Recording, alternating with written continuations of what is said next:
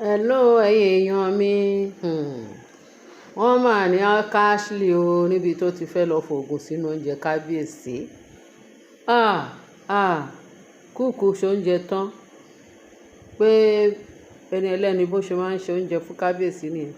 Wọ́n dẹ̀ ní ọpẹ́lọpẹ́ Ọlọ́run, ọpẹ́lọpẹ́ orí ọ̀fẹ́ Ọlọ́run Naomi. Wọ́n lóhùn ní o àti Ọlọ́run ọba tí ó ń ṣọ́ kábíyèsí àti Naomi pẹ̀lú agbára àdúrà tí ọmọ yìí ò sinmi tí ò sinmi láì ṣàárẹ̀ láti máa gbàdúrà fún kábíyèsí láti ṣe olórí Naomi tó ń gbàdúrà fún kábíyèsí. Bẹ́ẹ̀ ni orí màmá túbọ̀ máa kó kábíyèsí yọ.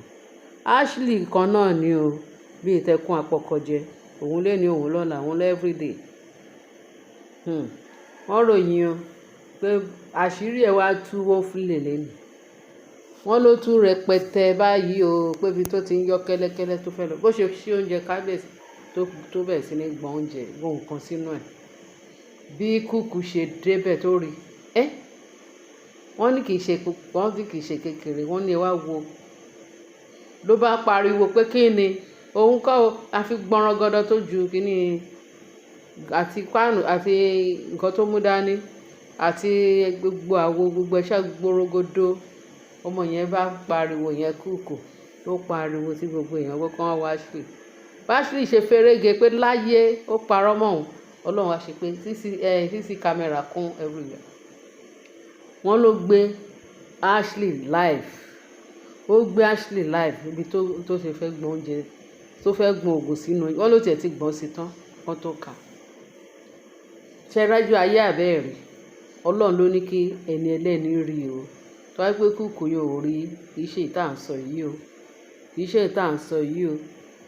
Àkátá rí gbọ́ wọ́n ní Ashley ti wà nínú ẹgbẹ́ pààyàn fún ògùn sí oúnjẹ ọkọ débi kó fẹ́ fi ògùn sí oúnjẹ kábíyèsí. Ọlọ́run ló ní wọ́n ka. Tó wá pé wọ́n ka tó ń dúró de pé kinní kan. Wọ́n bá àṣírí ìbátú náà o. Bet Ọlọ́run má jẹ́ kí àrí kò ṣe dáadáa. Ashley àmọ́rú àwọn babaláwo tó lọ ń ṣoògùn fún wọn tó ní wọn ní dẹ̀yìn lẹ́yìn Naomi àti lẹ́yìn kábíyèsí. Wọ́n ní báyìí o Ashley wọ́n ti bọ́ndùlẹ̀ kúrò ní outside palace o. Wọ́n ní nǹkan tó ń ṣẹlẹ̀ lọ́wọ́ báyìí nìyẹn o. Kí Ọlọ́run má tún jẹ́ kí a tún rí wàhálà tí kábíyèsí tó tún máa ní Ashley tó wà ní compound tó tún padà. Wọ́n lóhun àti Mariam. Wọ́n ní Mariam wà níbi tó ti ń fún ní punishment o. Rí pé wọ́n ní wọn lẹ́nu ọjọ́ mẹ́ta ìpó wà níbi pé wọ́n fún ní punishment kan tó tún commit. Ṣé àmọ́ pé mo sọ fún wa pé kì í ṣe gbogbo ọ̀rọ̀ la máa sọ. Wọ́n tún ti ṣe wújẹ́ àṣìṣe kan ó wà ní shrine sí níbi tó ti ń jẹ ìyá ẹ̀. Ó ti ń jẹ ìyá ẹ̀ lóní kì í ṣe kékeré o. Wọ́n ló wà níbi tó ti ń pa yín kékeré ní shrine. Pé ó yìí wà nídìí tó ṣe ń serve. Wọ́n nìyẹn shrine ti mú yẹn mọ́lẹ̀ sọ́hùn. So àti ẹ̀gbúrò ẹ̀ kan tá a gbọ́ ní íńtánẹ́ẹ̀tì. Wọ́n ní wọn gbúrò ẹ̀ ti wà ní shrine tó serve punishment ní nǹkan tá a gbọ́. Allegedly tá a gbọ́. Rí pé ó lágbára ní Ashley. Wọ́n ní Ashley sọ wípé òun fẹ́ di first lady ní ààfin kábíyèsí. Wọ́n ní wọ́n gbà tí jagaba wọn ní palace that is Mariam. Nígbà tí Mariam ń jẹ punishment lọ́wọ́lọ́wọ́ pé Ashley wá sọ pé ọwọ́ òun ti tẹ nǹkan tó òun wá òpó òun lẹ̀ lòun fẹ́ di first olórí ìyàwó first wife kábíyèsí ní ààfin. Pé kì í ṣe òṣojú òun ni Naomi máa padà sáàfin pé òun ni first wife pé òun ti gbèrègè jígẹ̀ òun rẹ̀ ní first wife. Wọ́n ní nǹkan tó ń lépa ni pé nǹkan tó ń lépa ní ààfin yẹn pọ̀ o tóun fẹ́ di. Ó fẹ́ di number 1 olórí àgbà olórí first wife. Wọ́n ní nǹkan tó ń ṣe pé kì í ṣe kékeré.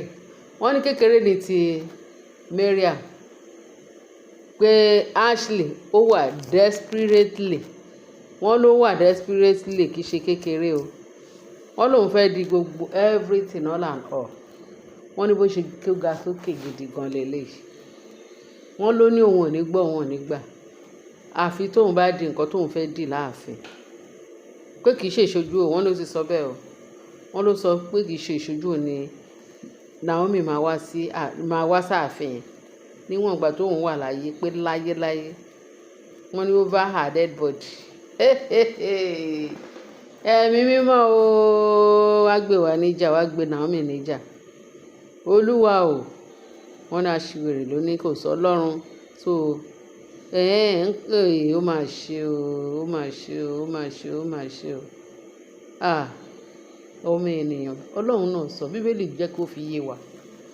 Ó nígbà tóun dá àwọn èèyàn, ó nígbà tóun dá èèyàn tó, pé ó lóun regret. Bíbélì ló fi yé wa bẹ́ẹ̀. Ó lóun regret pé òun dá èèyàn tó, pé òun wá regret tóun fi dá èèyàn. Ẹ rí pé ìyẹn terrible. Kí Ọlọ́run, odindi Ọlọ́run ọba àyánu, ó sọ pé inú òun bàjẹ́ pé òun ṣe dá èèyàn sáyé. Ṣé mọ̀ pé it's a mystery o. Mystery ní nǹkan tá à ń sọ yìí o. Àfi k'Ọlọ́run kó gbà wá, k'Ọlọ́run kó ṣàánú fún wa. Ẹ máa wo Ashley o. Ẹ máa wo ìtútù Ashley ń pa láàfin kábíyèsí. Nígbà míì la máa sọ pé ṣé ọ̀rọ̀ tẹ́ à ń gbọ́ ní íńtánẹ́ẹ̀tì ṣó rí bẹ́ẹ̀ ṣá, àbí àlọ́ náà ń pa, àbí báwo ni irú ẹ̀ ṣe fẹ́ wáyé tí irú Ashley yẹn tó máa gbé gbogbo ayé yìí, bí ayé yìí ṣe tóbi tó. Ashley ní òun gangan lẹ́nìkejì Ọlọ́run. Because tó bá jẹ́ bẹ́ẹ̀, kí ló dé tí Ashley ò ní jáwọ́ nínú gbogbo àwọn ìwà ìpalára tó ń sáré kiri sọ́tún, sáré sósì, sáré sọ́tún, pé òun ò ní jẹ́ kí Naomi wá sáàfin. Nítorí kíni ọmọ ọlọ́mọ tó wà nílé ayé ẹ̀ jẹ́jẹ́, tó wá sí ààfin jẹ́jẹ́, tí òun àti kábíyèsí tán pàdé ra wọn, tán bẹ̀rẹ̀ tọkọ-tìyàwó wọn jẹ́jẹ́, tí èṣù láàlú tó kàn wọbẹ̀. Ọ̀rọ̀ Ashley dàbí ọ̀rọ̀ Adam and Eve, tí èṣù lọ bá, tí Adam lọ sí, ó wá jíjẹ àti mímu lọ. Kó tó dé, ó ṣàṣeré ó ṣàlọ́ ń ṣe investigation nínú Eden. Bó ṣe wá ìyàwó ẹnìkan ṣàwà níbẹ̀ yẹn. Nígbà tí èṣù láàlú tó rí wípé kò mà sí Adam mà sí níbi tí Éfà wà, kó jẹ́ kí òun lọ tàn án. Nǹkan tóun bá sọ, kó ṣàlọ sí ẹgbẹ́ Éfà, ó spin ẹ̀ gẹ́gẹ́ bí gbogbo á ṣe mọ̀. Ta gbọ́ story yẹn, ó spin ní Eve. Éfà dẹ̀ gba gbogbo nǹkan, ó tàn. Éfà ṣe mọ̀ pé àwọn obìnrin wọ́n fọ́ọ̀lù yàkàtà torí ọkàn wa tètè wà flexible. Bó ṣe tan Éfà nìyẹn o. Tí Éfà lọ jẹ èso yẹn, òun ni wàhálà tó dé bá àwọn ọmọ ènìyàn nígbà yìí o. Éfà, ọ̀rọ̀ Ashley ó dàbí ọ̀rọ̀ Sátánì tó lọ bá Éfà, tó lọ deceive Éfà ibi tọ́lọ́run fi wọ́n sí. Irú ẹ̀ ni ti Ashley yìí ẹ gbà wá. Kí leléyìí nù nǹkan. Ẹ̀ẹ́dẹ̀ bá wa wá nǹkan ṣe sí ẹ̀yin èèyàn wa. Ẹ bá wa fi comment section. Bẹ́ẹ̀ tí bá ṣe máa pariwo náà nìyẹn o. A máa pariwo títí kábíyèsí máa fi gbọ́. Tọ́lọ́run máa fi fún kábíyèsí sí ṣe, ó máa fún ṣe o. Lágbára Kristi. Ẹ̀yin èèyàn wa, ẹ bá dá sọ́rọ̀ yìí. Ẹ bá share, ẹ bá like, kẹ́ bá wa distribute ẹ subscribe, yes. Ẹ ṣé gan bẹ́ẹ̀ ṣe ń tẹ́tí sí wa. Ẹ bá wa ṣe comment section.